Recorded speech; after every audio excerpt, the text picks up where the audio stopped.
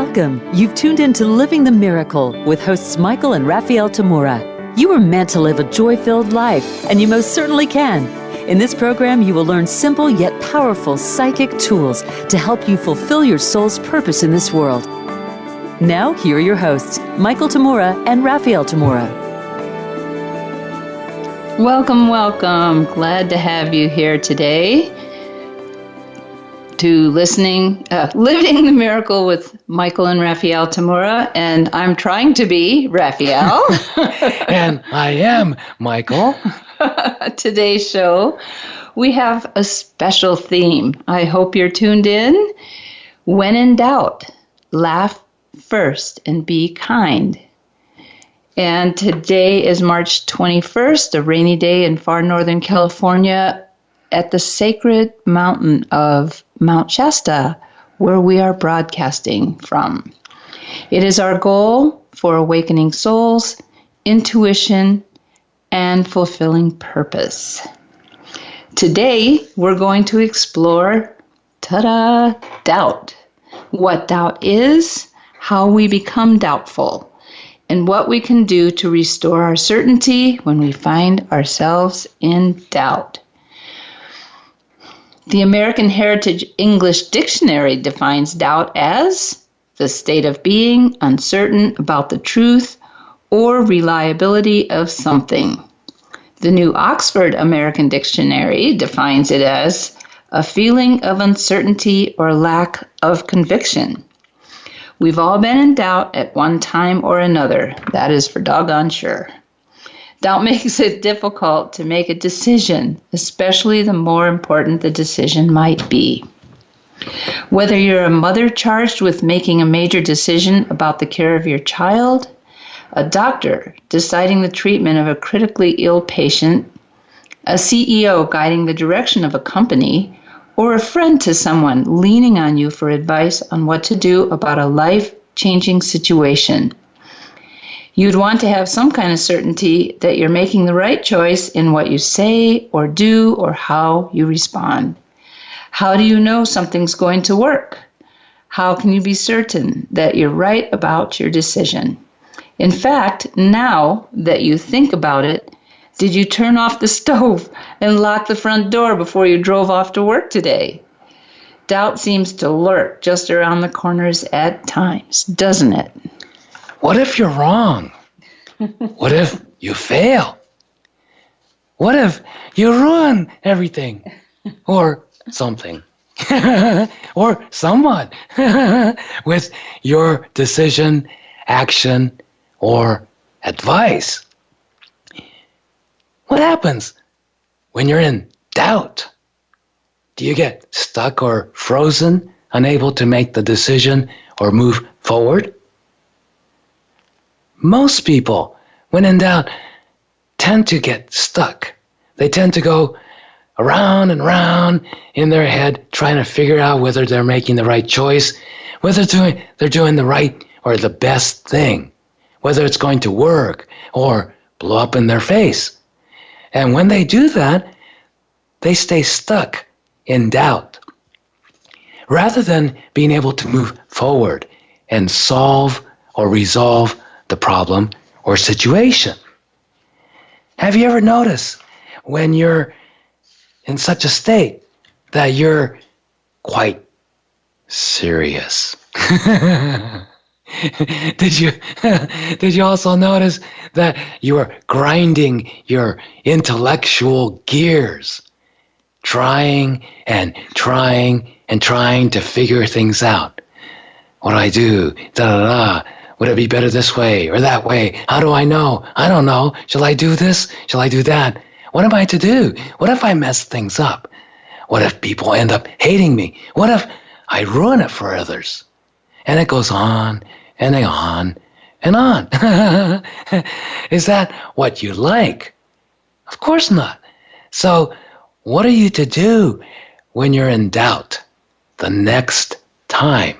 Because chances are there will be a next time and a next time after that and a next time after that and Well, I don't know. I'm not that sure.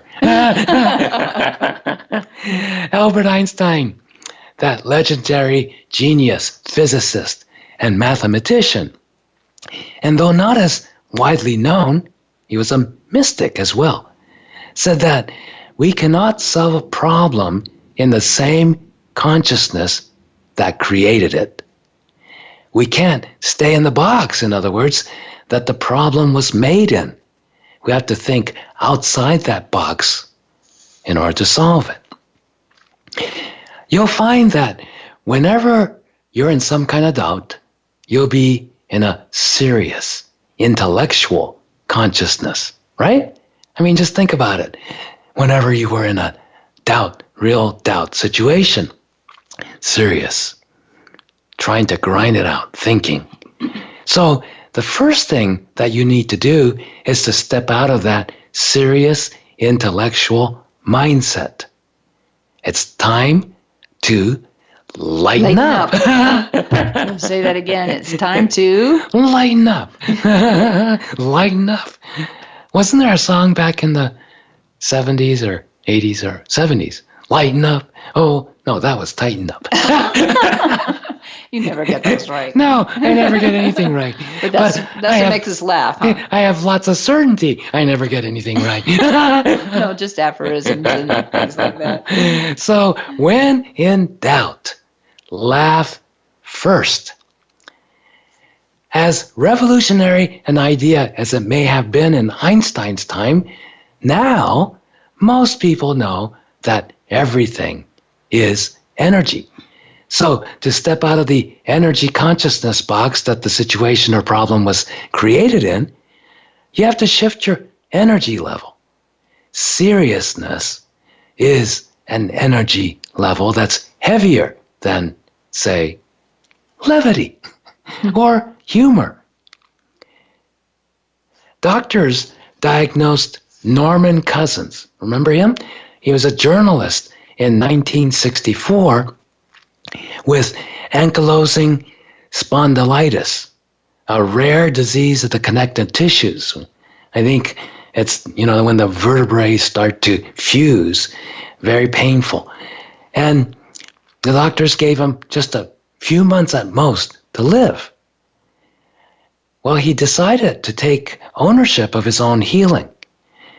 And later, when he healed himself, he credited laughing until his stomach hurt by watching funny movies day after day and having injections of megadoses of vitamin C with his healing and being able to live 28 more years in good health. He stepped out of the box of serious intellectual consciousness into a different, much higher vibration of energy consciousness, of laughter and self-empowerment. Emotional states like apathy, boredom, and anger are too low for healing and wellness. Have you ever seen anyone in apathy, boredom, or anger profoundly change for the better? Of course not. Those who do change from being in apathy, boredom, fear, anger, guilt, or whatever, do so because they step up from those low vibrations of consciousness into a much higher one. The first rung on that ladder to healing, wellness, and fulfillment is amusement and laughter. You'll notice that when you're truly laughing, you can't hold on to anything. That's why sometimes if you're laughing hysterically, you might wet your pants. You can't hold on to anything, right? Okay, you won't be able to stay angry or bored or afraid for very long. In laughter, you drop all resistance and open up to the infinite, even if only for a few moments. When Norman Cousins made it his daily practice to watch a lot of Marx Brothers and Three Stooges movies and laugh until his sides and face hurt, he went way beyond opening to the infinite for just a few moments here and there. He opened himself regularly. And as with pretty much everything else, with consistent practice, he got quite proficient at being at a higher vibration and accessing the limitlessness from which all healing and positive change come. Well, when I teach on a spiritual and psychic level, I know that until my students get into at least a basic level of amusement, so there's really not much use for me to teach anything of great import, right? And that's why I joke around a lot. Any of you who've ever been in my class or seminar or whatever, you'll notice I'll joke around a lot until everybody starts to at least giggle a little bit, smile, relax, because until then, I really can't teach. It's going to be a waste of everybody's time. Of course, you can't force yourself or anyone else to laugh, can you? Try it. Force yourself to laugh. You have to choose to laugh. It helped Norman Cousins to really have funny movies to watch, for him to learn to laugh more and more, even when he was in excruciating pain. Yet, sooner or later, you have to learn to LOD. Well, all of you know what LOL means, right? Because everybody texts that. But you have to learn to LOD. This is your next step from LOL. Laugh on demand. It's very much like, Netflix or something, video on demand. Except you don't have to pay for it. You just have to laugh on demand. You choose to be amused, and you laugh when nothing's funny. And even when things are definitely not funny. I mean, being in pain is not funny. Being insulted is not funny. Having wars going on is not funny. But you got to be able to get into amusement. Only then can you begin to change and heal anything. Now, compassion and kindness go hand in hand with laughter. Once you can choose to laugh, especially when you're facing a difficult, situation or condition, you need to also cultivate compassion and be kind to yourself and others. Laughing and being kind are the keys to stepping out of fear and vanishing doubt from your mind. Why? Not only are you raising yourself, your energy, and your consciousness up to a much higher level, you're also dropping, intellectually trying to figure things out and going around and around in a circle that never ends. When you're laughing and being kind, you can't intellectually hold on to things. You can't hold on to a grudge when you're laughing. You can't keep intellectualizing anything when you're being kind.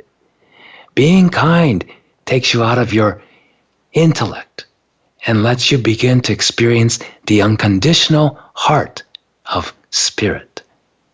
Being kind and compassionate means you're letting things and people be as they are. Judgments and conditions are dropped. Kindness validates who you are. Kindness is always only in the present. In the present, there's no need for intellectually trying to figure anything out. In the present, there's never any doubt, only certainty. Certainty is never about being right. It's about being. There's never certainty in the intellect, only in spirit, for that which changes all the time cannot have certainty. Only that which is never changing and limitless and eternal can be certain. So anytime we're laughing, we're certain, right? Because we're not thinking anymore. Do you ever notice when you're laughing and laughing and laughing, what happens? What happens is you start to feel better. And if it's the correct vibration of laughter and not laughing at someone, it's best to laugh at yourself. As long as that's kind, you start to heal. You start to have your space. And Michael, you can talk a little more about that. Well, just the other day, we had a weekend intensive for the advanced students. And this past weekend, and afterward, bunch of us stick around, get together, have dinner, and it just starts to become a laughter fest. And there's no effort. You can't laugh in effort when you're trying to laugh. No, laughter just happens when you're not trying to grind it out intellectually. You're not having to hold on to, I'm angry and I blame you for this and you ruined my life and whatever it is. Or the other way, I'm so guilty. I'm bad. I screwed up everything and it's all my fault and it's all my fault and you beat yourself up and everything. No, if that's grinding the intellectual gears. That's holding on mentally to things that aren't there. I mean, it's made up. You make it up and you keep on feeding it. But if you decide, no, I don't want to be in pain and suffering anymore, I'm going to drop it. Remember the dog obedience school training, drop it. So you decide, first thing, I got to drop it. I'm just holding on to it mentally. All right, I'm going to loosen up my brain cells. I'm going to, like opening up your fist, you just loosen up that intellectual grabbing on and let it go. And if you just sit there going, I'm letting it go, I'm letting it go, I'm letting it go, you're not letting it go, are you? No. But if you start laughing, it becomes kind of automatic. Yeah, you start, okay, I give up, I let go. I'm just going to let it go. And I'm laughing. And once I'm laughing, oh, gee, it's quieter. Until some people want to get back at it, oh, but wait. A lot of times people ask me questions, they're so serious. And when they ask like that, the answer's not going to be any good. So I joke around to get them to laugh. But they always want to come back to, but what I was saying an hour ago was... That's still hanging on to it. Yeah. Well, we're coming up on a break, so I'd like to suggest, if you are new to us especially, to go to our website, www.michaeltamura, Michael, T as in Tom, A, M as in Mary, URA.com. And if you'd like to find out about things that we're doing, be sure you sign up to be on our mailing list. We'll see you at the next section. Hey there. Thanks for listening to the show. If you're ready to take the next step on your spiritual path, develop your intuition, heal your spirit, and fulfill your life's purpose, please visit livethemiracle.com, our learning sanctuary for the soul. Okay, welcome back. And today we're discussing when in doubt, laugh first and be kind. Yes, Michael has a very funny laugh now that his voice is slightly compromised, but I kind of like it. It's very amusing. That's one of the things we talk about sometimes is sometimes you have to make a fake laugh first, and if it sounds funny, you might actually really laugh, a belly laugh, or even just one of those laughs that kind of bursts out of you. Well, before we get back into our conversation, I'd like to talk about a place you can meet us if you'd like. We are going to be participating in the New Living Expo, which is happening April 27th to 30th in San Mateo, California. That's not too far from the San Francisco airport. It's actually, the entire expo is going to be let's see, yes, the 27th to the 30th. We'll be there the 27th to the 29th in booth number 328, and we're going to have our Living the Miracle radio banner up and everything, but you'll be able to talk to us, and we can tell you a little more about our other work that we do. So be sure that you come by and see us and say hello and tell us what you think of the show. Also, we'd love to have you tell your friends about it too, so that we can have as many people listening as possible. All over the world. All over the world. We already have a lot of people listening, but we'd love to have more join us if you know somebody who might be interested in what we're talking about. So getting back to when in doubt, laugh first and be kind. Michael. Well, it's when I lost my voice. What is it now? 5 and a half. It's been since November 8th. Yeah. It was kind of it's kind of funny. Shortly afterwards, when I had absolutely no voice at all, I was using a microphone and a PA system to teach, and I said to the class, I said, well, at least Raphaelle thinks the house is so much more peaceful and quiet. And she hollers from the back of the room, no, it's not. So it's no matter what the circumstance. Isn't it interesting that so many people stop laughing, or they don't laugh because of the reactions they have, right? What they're experiencing. They laugh if what they're experiencing is funny to them or happy, joyful, then they'll laugh. But if what they're experiencing is negative, destructive, painful, not fun, then they'll decide they won't laugh. It's a decision. Being amused and being happy is not some kind of a thing that falls down from the sky, like Chicken Little. It's just a choice we make. But most people, my experience with a lot of people is that they think, well, what's there to laugh about? It's not funny. It's terrible. That's terrible. I'm not going to laugh. It's terrible. I feel bad. I'm not going to laugh. Well, guess what? Remember Norman Cousins? That's what he didn't do. He felt terrible. He had bad news. Hey, buddy, you're not going to live for much longer. For most people, that's bad news. And on top of that, he was in a great deal of pain. That's not fun. No, not fun for any of us. But he chose to laugh. And he knew he had to get himself into a better place, into a higher state of consciousness. And so he used the tool of watching funny comedies and things like that. Well, some of us might not feel the same about certain kind of comedies. It's not that funny. So sooner or later, whatever trick you use to laugh, it's still trying to get yourself to laugh because you're looking at or hearing something funny. But what if you're in the middle of nowhere? There's no movies. There's no comedians. There's no bad jokes. There's nothing.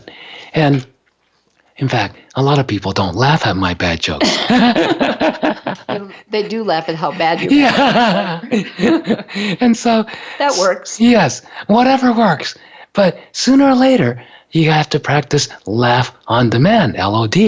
And so how do you laugh on demand when things aren't going well?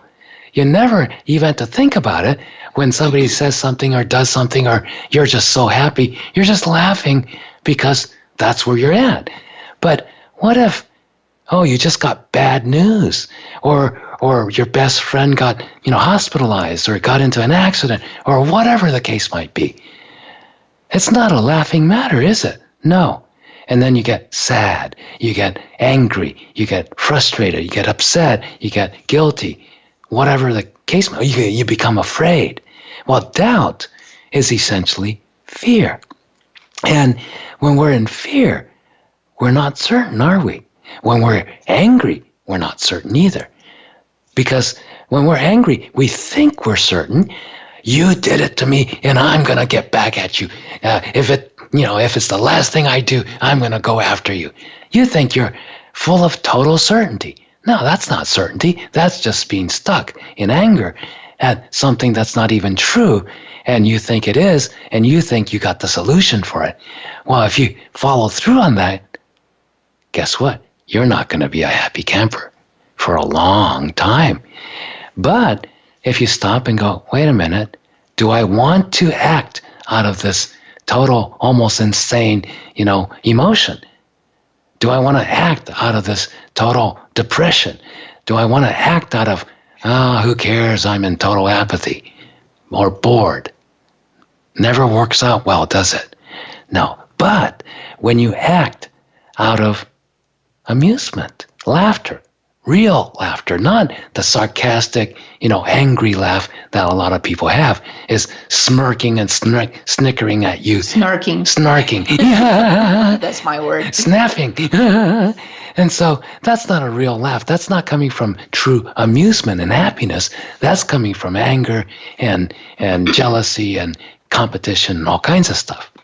So laughing on demand, true laughter, that requires us to first relate correctly, respond correctly to the reaction, emotional, mental reaction we're having, right? So when we're not happy, when we're upset in any way, shape, or form, when we're in doubt, what am I going to do? I don't know. When that happens, what are we basing how we're being? Not laughing, being serious, really trying to grind out that intellectual gear, trying to figure out, I got to figure this out. What am I going to do? All that stuff. And panicking, being doubtful, having no certainty. I don't know if this is right. I should do this, but I don't know if it's right. And what if it's right? All that kind of stuff. That's just emotional, mental reactions we're going through. It's not original. You didn't sit there after something happened in your life, and you didn't sit there consciously going, I think I'm going to respond to this in total panic. You don't think about it. No, you just reacted. It's just this reaction that, like somebody pushes a button and this emotional, mental, the thoughts come, the emotions come, and you're running around like a chicken with the head cut off. That's not real. That's not your decision. No. So you have to decide, how am I going to respond to this reaction?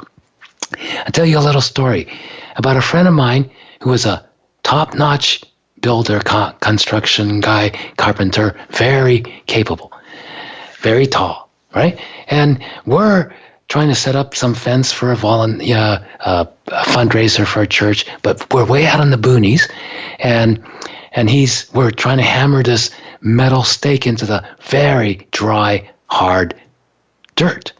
And he got frustrated. It's not working. So he got, in his frustration, he's a big guy, so he just jammed his foot on it to try to squish it in. Well, he wasn't thinking. He didn't have his workman's boots on. At least that would have protected his foot. He had rubber sneakers. That metal stake just went right on through. And with the force he was using, whoa, it went right on through his foot.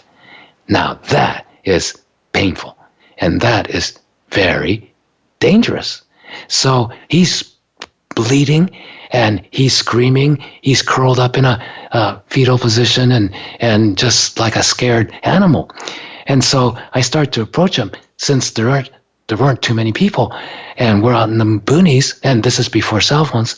So I approach him and he just, no, get away. He was like snarling in fear. And here I'm his friend and teacher even, and he's still just, get away from me. And so I'm going, okay, think fast, right? What am I to do here? Because, and I used to be a nurse many years before that, so I know if I don't put a tourniquet on him or something, he's going to bleed out in not too long. And so I yell at somebody to go run to somebody's house, and this is in the boonies, and use their phone to call 911. But I know it's going to take an ambulance and paramedics at least 45 minutes to an hour to get out there. In that time, he's going to bleed out. So I'm looking, okay, I got to get him relaxed. I got to get him to open up so that I can treat him and do something. And so I gingerly got a little closer, and then he sees me, and I got my hand on my chin, like, really thinking hard kind of a thing. Like a doctor. I was doing my good doctor act. And I'm going, and that got his interest.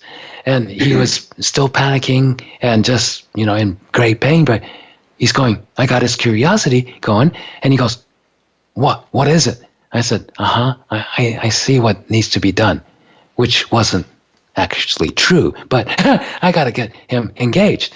So he's going, well, what do I need to do? Am I going to die? And I said, no, but you're going to, I got good news for you. And he says, what? He said, I said, you don't have any brain injury. There's no brain damage. And he blurted out laughing just a short spurt, and then he got back into this total anger. It was amazing to see. He laughed, and then boom, he's so angry, and he goes, "You're wrong." And I just backed off like, whoa. And he goes, "That's why I did this stupid thing, because I have brain damage. I'm so stupid." And then I started laughing, and then there was a couple people in fear watching on, and they started laughing, and he started laughing. And then he let me look at his foot. He let me touch his feet and leg, and I said, okay, this is very dangerous. This is going to hurt, but if I don't take the stake out of your foot, I can't put a tourniquet on it and stop the bleeding. If you don't stop the bleeding, you're going to bleed out. Can I do this? And he says, go ahead, do whatever you need to do. And so I did. And he just, went with it. And I was able to put a couple of tourniquets on and stanch his bleeding until the paramedics got there. And later on that day from the hospital, he called me to thank me. And he said, I learned the greatest thing from all of this I learned, besides don't do stupid things like that again. He said, is in the ambulance, I realized that excruciating pain I was in stopped being excruciating the moment you made me laugh. He said, when I started laughing, the pain went down 80 to 85%. The remaining, 15, 20% of the original pain, he said, oh, I can handle it. It hurt, but it's not anything that was driving me nuts or I was terrified about. Now, then I realized 80% or more of what I was experiencing as excruciating, unbearable pain was actually my fear and me resisting my fear.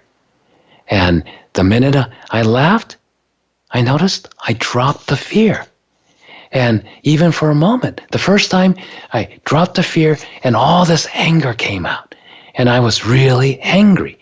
And then after that, when everybody else was starting to laugh, I was able to laugh some more.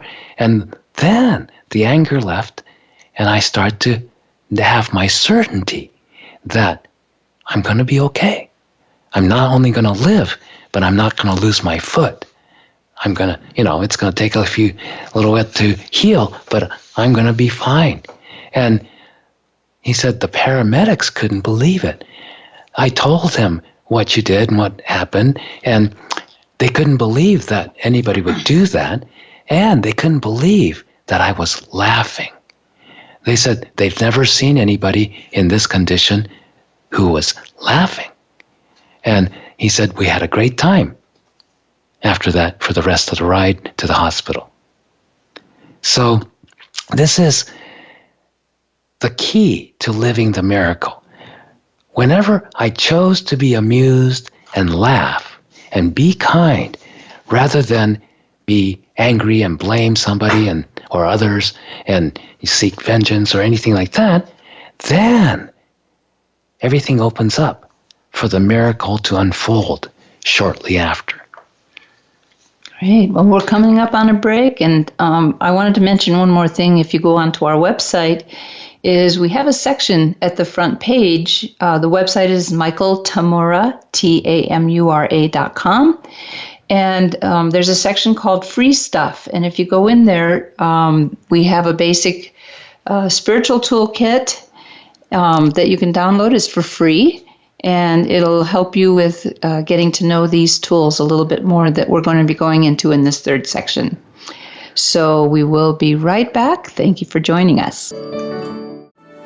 Okay, this is Raphaelle, and we are talking about when in doubt, laugh first and be kind. And we do have a caller waiting, but we're going to start with a little bit of a practice. Yes, for the practice for the day for laugh first and be kind is really about responding creatively, imaginatively, consciously to whatever emotional, mental reaction that's going on in your mind, in your consciousness, right? The reaction that's going on in you about anything. It's like I said before, it's very mechanical. It's like somebody pushes the button and boom, you're angry and you're thinking certain kinds of thoughts. Or you're guilty, thinking certain kinds of thoughts. You're afraid, thinking certain kinds of thoughts. So that's just a reaction. Start to get to know, that's a reaction. Great. That's the box that you have to step out of for you to be able to actually do something, to have the certainty to know what to do. Like in the example I gave with my friend. Yes, I had training as a nurse, but not that kind of training. No, as a nurse, that would have been the wrong thing to do. A nurse isn't allowed to yank out a stake from, some kind of a projectile or something going that far deep into a person's flesh, because that can cause way worse damage and more bleeding. But hey, when you're in the boonies and you're the only one, you have to have the certainty.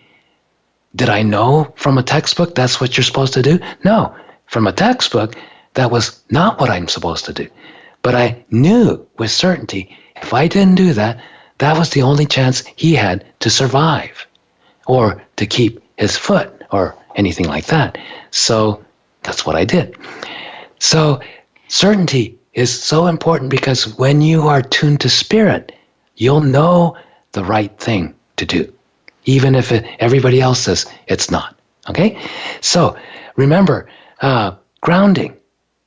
All of you who like to practice this, just as a meditation, short meditation, is you first ground yourself. Just connect with imagine that tree trunk all the way down to the center of the earth, and connect it to your first chakra, base of your tip of your tailbone, right above it. There's an energy center. Just imagine that circular disc of energy and connecting that tree trunk all the way to the center of the earth. And then just decide, close your eyes, just decide you're going to drop it. Just going to let everything be. You don't have to get rid of it. Just let it be, and it'll fall. Anything that's not yours will start to fall off, and you'll start to be more grounded. Now be aware in the center of your head. Just decide, I am in the center of my head. I'm aware in the center, very center of my head. And notice the center of your head is always totally neutral. Okay, so then this is the first thing you do. Remind yourself when you're in a reaction, ground and center of the head. And then once you do that, then notice the reaction. And the reaction to the reaction is kind of wanting to fight the reaction, wanting to get into become the reaction.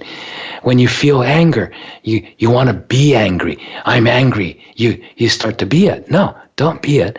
just be yourself, which is neutral. Your spirit, limitless. There's no anger in spirit. But the anger is around you. It's almost like a roiling experience when you're more in the center of your head. Yes. Or doubt. We're talking about doubt especially. So doubt. Oh, yeah. And, there's all this doubt. I don't know. Great. You can listen to that. You could be neutral and decide. What I'm going to do is I'm going to laugh. I'm going to imagine this is funny. Oh, yeah, I could do that. It's not funny. I can laugh. And then I want to be gentle with myself. I want to be kind, right? And I want to be kind to whatever's going on, kind to the reaction I'm having. Don't try to punish the reaction, beat the reaction. No, just be kind to it. But laugh and be kind to it. And as you practice that, and one more thing that we've taught before in our show, imagine a nice rose in front of you and just decide you're going to let all the reaction, thoughts and the feelings, that's the reaction, go into that rose. Just go, I'm going to let go of all these thoughts that I'm thinking, all this feeling that I'm feeling. It's all energy. Just put it in the rose, and then kaboom, imagine it exploding into this flash of light and becoming completely neutralized. Let it go. Give yourself a deep breath, and you're ready to proceed. Okay? And you could do this many times. So practice that. And again, if you get the free download for the spiritual toolkit, it'll teach you, all the steps of grounding, running energy, finding the center of your head, creating and destroying a rose, and all that stuff. So you can practice that. So that when we do this in a real quick way, you'll be right there to do it. Yes. So we have waiting to ask us a question, Ellen from Lake Havasu City, Arizona. Hi. Hi there. Hello. So, do you have a question for us? I have many questions, but let's go to one. I would like just for you to just look at my energy and see where I am. I'm doing really well in some places, and I'm struggling with some others, and yes, I'd like your input. Yeah. Okay, great, Ellen. You've kind of assessed yourself quite well, because the first thing I see with you is the part where you said quite well. Yes, absolutely. You're doing actually very well. It's just the part where you said not struggling and not doing so well. It's not that you're not doing so well. What you're struggling with is when you start to do really well in some parts of your life, you start to let go. It's just like this thing we're talking about, laughing. You got happy with yourself for doing well, and when you got happy with yourself, you start to let go of the parts you weren't happy with yourself before. And when that part starts to come up, then that's what you've been experiencing as the struggle, because that's the growth. That's the change you're going through. You've been going through this big growth period, time of growth and transition, where you're catching up to yourself. You're catching up more to the happier part of yourself, the unhappier part of yourself. And that conflict, when the unhappier part starts to come out, it's still unhappy. But it's not you. It's what you gave seniority to in you, the emotional parts in you that you didn't let go way back when. Now, this is your opportunity to let go. So the struggle don't make it a struggle. Don't make it a conflict. Just realize, this not so happy feelings and different emotional levels and thoughts of kind of invalidation and not doing so well, those are the reactions, those are the stuff that's coming out of you. And a lot of it has to do with your creativity, your ability to express yourself, communicate yourself with other people, and where you're really at. And you're starting to take big steps in being able to say, this is where I'm at. And this is where I'm coming from. Right or wrong, it doesn't matter what somebody else thinks. this is where I am. And I may not be right, but this is where I am. And you started to own much more of your self-expression and your creative ability to express yourself and communicate. And that is what's bringing about this huge change. And this is going to continue. You're going to start to have a lot more to say to pretty much everyone because you're very psychic. You're very intuitive, and you know a lot of what's going on with everybody else. And for a long time, you thought all the difficult things that you were experiencing inside of yourself was mostly you, but it's not. A lot of it, if not most of it, is you picking up on where other people have been, and now you're starting to come out of your closet. Okay, and there's another thing I'd like to add, which is where you sometimes, when you're releasing that old stuff Michael was talking about, the only time that it comes up really big time for you is at nighttime, and that's what's giving you difficulty sleeping. And so this is where these tools and meditation for you is a really big next step. If you already have meditation in your life practice, good. You might need to increase it because you're really ready to let this stuff go. Yep. All right. Okay. Thank you very much, Ellen. Okay. Thank you so much. Blessings. Bye. Blessings Bye-bye. to you. And we have maybe a minute and a half or 2 minutes for Kathy in Chicago. Hello, can you hear me? Hello there. Yes. Hi, Kathy. Hi. I was wondering if you could also look at my energy. I'm kind of struggling with my next steps and see if you see anything. Nothing. I'm just joking. Yes, it's great because Kathy, you have a great deal of amusement. You're really a happy camper at heart. You're here to share the joy of life with people. You're a healer, and healer doesn't mean one specific type of healing. You don't have to do laying on the hands or whatever specific thing, but you're a healer through and through. You're here to uplift. You're here to inspire people by what you say, what you do, the way you act. You're kind of an entertainer as well. And so these are all things that you have within you, and you're so creative. Part of your difficulty in life has been, what do you do? There's so many things you could do, and you know you can do well. So, but you know, if you're going to do something really well, you have to spend time and attention and practice, and then you have to select which are you going to do and which are you going to set aside. Don't ever tell yourself you only have to do one thing. The way you are, you need to do many things, but how you manage it is select the thing that's the best tool for you to fulfill your inner purpose of who you are. But the other things that you also love to do, give it to yourself as a hobby. You don't have to do it all the time, but just do it periodically and do it for fun. Then it's going to feed the main thing or main one or two things that you're doing, okay? Without sacrificing doing the other things that you want to do. Does that make sense? Yes, thanks. And I have one thing to add to that, and that's don't let the fuddy-duddies around you get you down. Okay?